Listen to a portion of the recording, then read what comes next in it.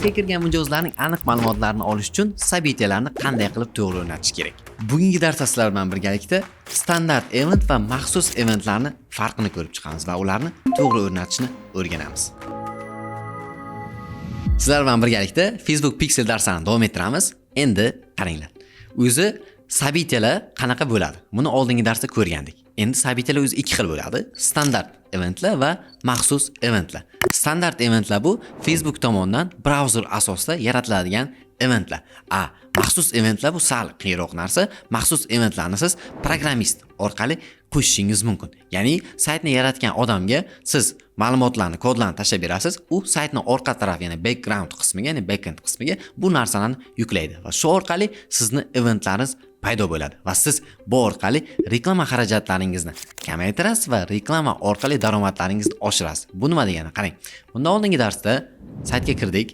Birinchi bo'lib bitta sabitiya qo'shildi. Ya'ni bu sabitiya bu oddiy, mana MetaPixel Helper ko'rsak, page view sabitiyasi. Ya'ni sahifani ko'rdi deb bizga aytayapti. Bu oddiy sabitiya. Endi biz alohida sabitiyalarni qanaqa qo'shamiz? Buni qo'shishimiz uchun bizda bu sahifamizga, ya'ni biznes saytimizga Facebook Pixel o'rnatilgan bo'lishi kerak. Agar o'rnatmagan bo'lsangiz, yuqoridagi darslarni ko'rish orqali buni qanday qilishni bilib olishingiz mumkin. Davom etamiz. Biz Facebook profilimizga kiramiz. Bu joydan Ads Manager'ga o'tamiz.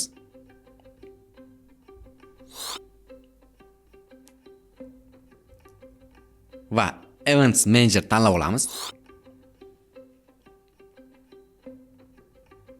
Xo'p, endi qaysi reklama akkauntga, qaysi biznes portfoliodagi reklama akkauntga siz Pixel o'rnatgan bo'lsangiz, o'shani tanlab olasiz.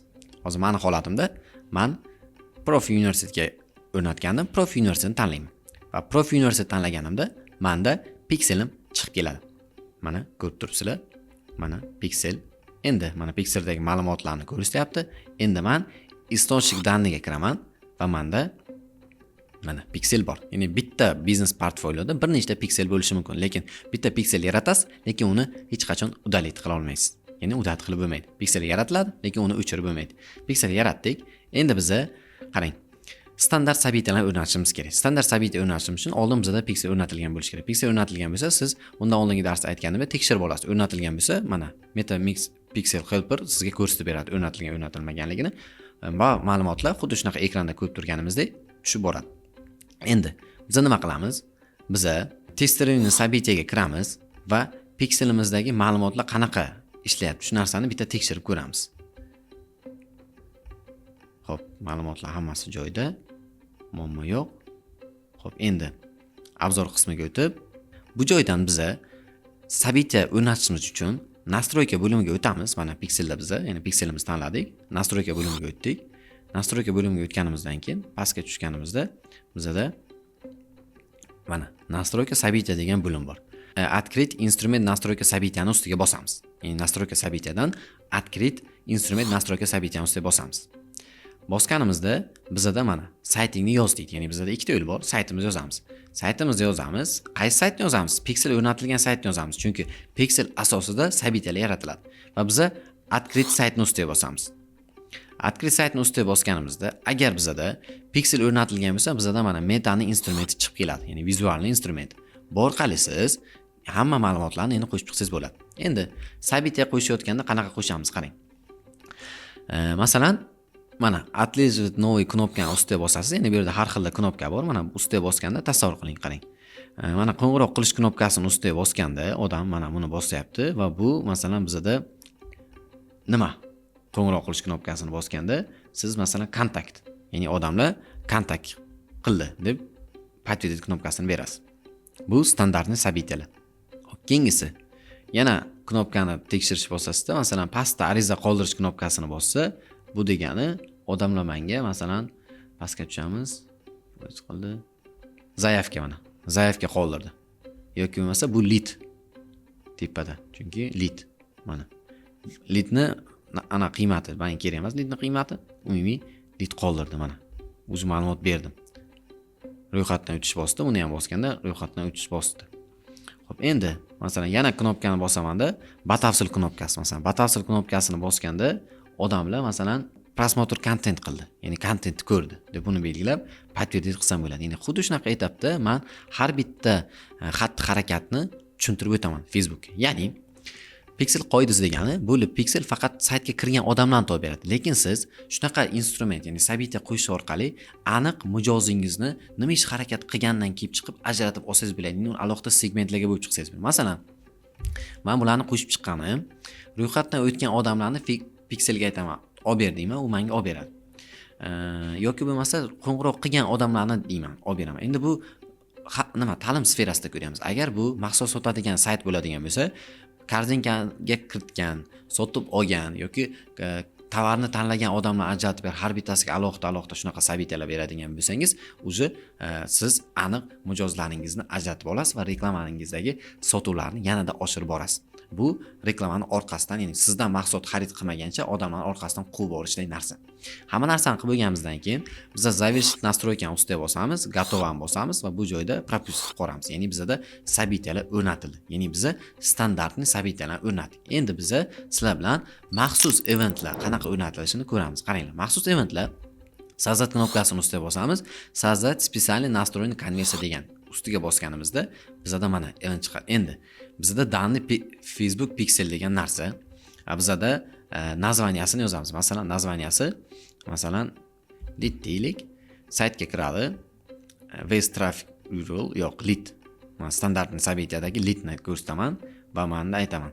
Hozir ro'yxatdan o'tishni bosaman. Masalan, kirishni bosganimda mana bu joyga o'tganda o'sha bitta etapni bajardi deymanda, event managerimga kirib, URLda slash qo'yib, mana buni qo'yib qo'yaman. Shunda menda URL link bor, hammasi bor. Soздать knopkasini bossam, menda lead bo'lib, bu konversiya, spesialniy konversiya yaratiladi. Va yaratilgandan keyin chap tarafda mana spesialniy konversiya degan bo'limga o'tsam, menda mavjud bo'lgan spesialniy konvertlar bor. Mana lead aktivni, bu aktivni emas. Masalan, aniq men oldin yaratganman, shu uchun sizlarga ko'rsatyapti va men buni masalan ustiga bosib upravlet qilib xohlasam narxini bersam bo'ladi yoki bo'lmasa buni olib tashlasa ham bo'ladi.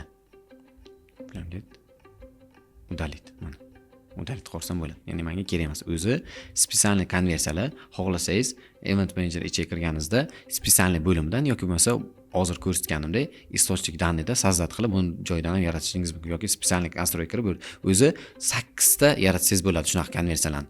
Endi bu spesialniy konvert yaratish nimaga yordam beradi?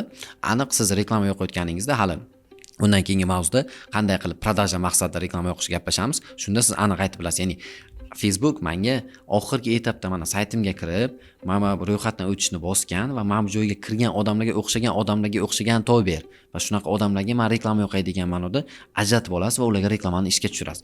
Yoki bo'lmasa saytimga kirib, boshqa deysiz, masalan, batafsil knopkasini bosgan odamlar yoki universitet haqida degan narsani bosgan, ya'ni bu video shunaqa bosgan odamlarni menga to'y ber deb, ularni siz ajratib olishingiz mumkin bo'ladi. Xo'p, davom etamiz. Yana soздать специальный konversiya qilaman. Xo'p, название tovarda, masalan, lead format lead qildik, batafsil deylik, batafsil knopka, sayt. Ukажите URL, masalan, saytimizga kirib, batafsil knopkani bosganda mana about o'tyapti. Men bu linkni olamanda event managerga qo'yaman, chunki alohida link-ku bu. Soздать knopkasini bosaman, batafsil knopka, ya'ni bu alohida bo'ldi. Ya'ni hali ma'lum aktiv emas. Bu ma'lumotlar olish boshlagandan keyin aktiv holatga keladi. Xuddi shunaqa tarzda siz spesialniy konversiyalarni yaratishingiz mumkin. Biz hozir sizlar bilan birgalikda standart eventlar va maxsus eventlarni ko'rdik. Endi biz sizlar bilan conversion API degan narsa bor. Bu degani serverga kodni yuklab qo'yish. Masalan, biz hozir shu vaqtgacha brauzerning ichiga Pixel kodni yukladik. Lekin biz serverga yuklaydigan bo'lsak, ma'lumotlarimiz yanada aniqlashadi. Masalan, bu nima uchun kerak? Chunki kimlardir internetga kirganda qanaqadir blokirovka qiladigan, reklamani o'chirib qo'yadigan programmalardan foydalanadi, ilovalardan foydalanadi. Shunaqa holatda bo'lsa ham sizga ma'lumotlarni Facebook topishga harakat qiladi. Siz buni o'rnatish orqali ma'lumotlarni aniq olasiz. Yoki bo'lmasa Apple'ni iOS 14 chiqqandan keyin shunaqa qo'ydi, ma'lumotlarni ulashishni taqiqlab qo'ydi. Shunaqa holatda siz Conversion API-ni saytni serveriga o'rnatadigan bo'lsangiz, sizda aniq ma'lumotlar yana yig'ilib boradi. Ya'ni Facebook sizga yanada yordam beradi. Shuning uchun ham Facebook API Conversion yoki Conversion App deyiladi. API shu narsani yaratgan. Xo'p, buni yaratish uchun yana pikselda turibman, nastroyka bo'limiga o'tyapman va API Conversion nachat knopkasini bosib, men ikkita variant bor, qarang. Partner orqali yaratish. Endi bizda partnerlar yo'q. Bizda masalan ruchnoy yaratishni bosdik, Facebook Pixel Helper'ni bosdik, dalini bosdik. Endi men bu joyda hozir programmist sifatida umuman tushunmaganim uchun saytning orqa tarafi backend qismlarini men отправить instruksiyani ustiga bosaman-da. Instruksiyani ustiga bosaman va bu instruksiyani men programmistga tashlab beraman. Ya'ni shu linkini kopiya qilasizda, programmistga tashlab berasiz. Programmistning o'zi sizga qanaqa qilib buni o'rnatishni o'zi ko'rsatib qo'yadi va o'zi o'rnatib beradi. Targetingga oid foydali ma'lumotlarni o'tkazib bormaslik uchun Ustoz Telegram kanaliga obuna bo'ling.